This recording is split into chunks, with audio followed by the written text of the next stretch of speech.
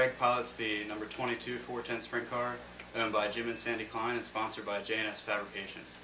How are you doing today? Good, real good. Good? Now, you established yourself as a driver, but how did you really break into the sport?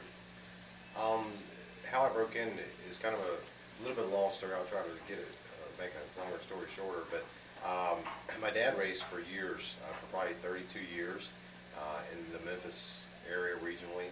And when I was about 8, he quit. And a friend of mine, actually a friend of our family's, wanted to get into it. And when he did, he asked the help of my dad to kind of guide him and whatever. And it just so happened that I was just kind of hanging around, not doing a whole lot, and started working on the car because my dad kind of helped it, and we kept it in my dad's shop or whatever. And so it kind of just evolved from a friend of ours getting one and trying to get the race. Well, anyway, what happened was my buddy Clayton Allen, who now owns West Memphis Riverside Speedway in West Memphis, Arkansas, he wanted to break into the sport, so we raced, and a guy named Mike Ward drove the car. Well, my dad was pretty adamant about, hey, you guys need to learn the car. Clay actually is who he's talking about. You need to really learn the car, how it works before you ever get in it to drive it. So we spent about a year with it, and Mike Ward won a ton of races with it. And at the end of the year, my buddy Clay, he jumped in it, and unfortunately, coming down the front straightaway in the first heat, some guy punted him and hit the fence and destroyed his car. So basically, he didn't have the money to put it back together. So my dad had seen how involved I was with it, and figured, well, you know, he's involved with it, we'll do that again. So we kind of did the same thing next year. Mike won a ton of races with it, and he just got an opportunity to drive the McBride and Chauffeur number 23S one weekend when Frankie Kerr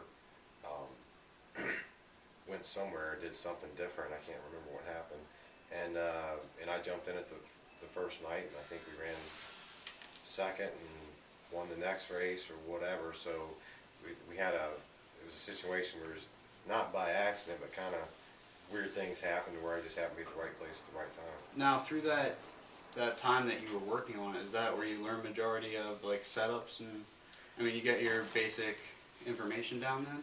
Yeah, pretty much the basic principles of the car and an understanding of it was through that time. And what we had done was, the biggest deal my dad wanted to enforce, like, you got to know how to put them together, you got to know how to work them, you got to know how to maintenance them, you got to know how much time and effort it takes to do that.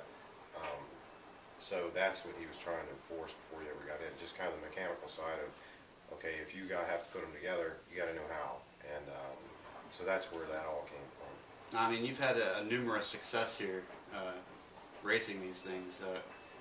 Beyond like your success on the track, what do you love about the sport? I mean, what makes it so enjoyable to you?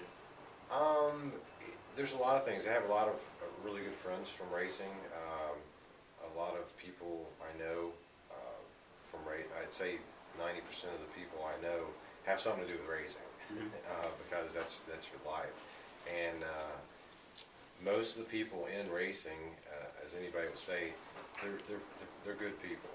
I mean, they really are good people. I mean, they have a lot of loyalty for the sport, and for those who participated in it. So it's a good time. Obviously, it's more enjoyable when you're winning, or running well at least. So you know, there is a roller coaster of emotions in racing, but overall, I think because of the people that you deal with every day, from fans to the people you deal with product-wise, you know, the guys you work with on the car, it is a fan. How would you summarize your 2000? I mean, you won the 2009 Pennsylvania Speed Week, and you won an outlaw show every time they came to town. How would you really summarize, as a part of your career, how would you summarize the 2009 season? It was a good season. I mean, obviously I've had seasons with a lot more wins. I think we only had, I don't know, 10 or so wins or something like that. So in comparison to the like 25 win season or 22 or 18 or something like that. There wasn't, but the wins we did have were pretty big ones. The fact that we were competitive every time the World of Outlaws came to town, not only as a team but as a group of the Pennsylvania drivers, I thought that that showed well in the fact that we have a very competitive group of guys here. So overall, I think the way it kind of stacked up, and the way it ended up, I thought we were always moving forward. Very rarely did we ever, I think I want to say in 5 races all year long, we got past.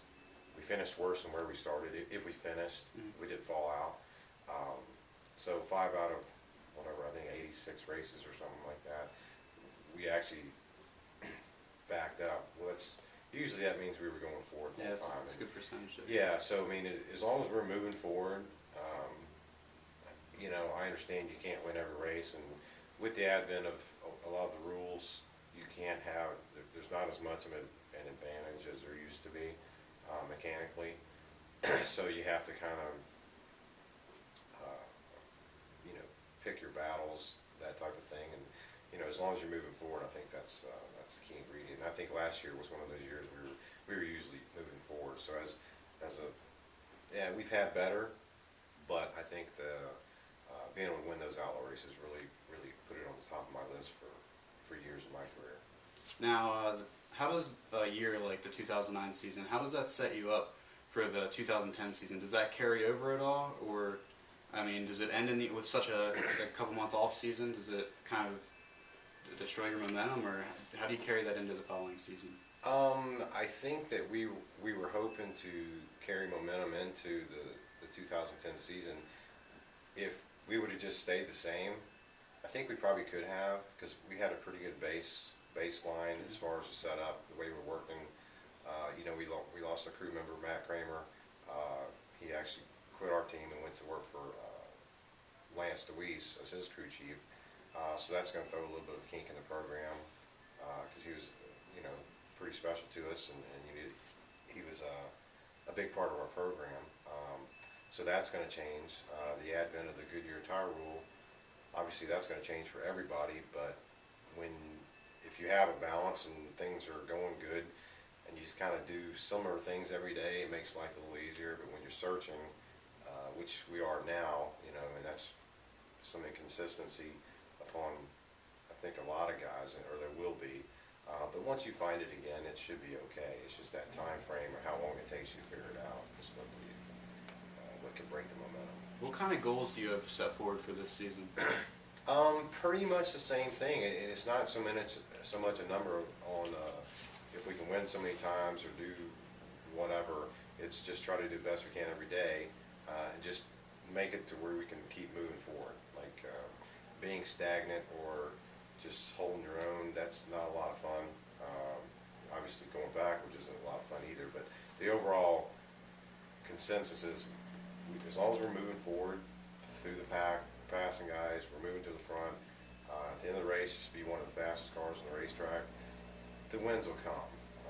But if you're not fast, you can't fake speed, so you better be fast. So right now we're just working on getting our speed up, and if we can do that, the rest will take care of itself.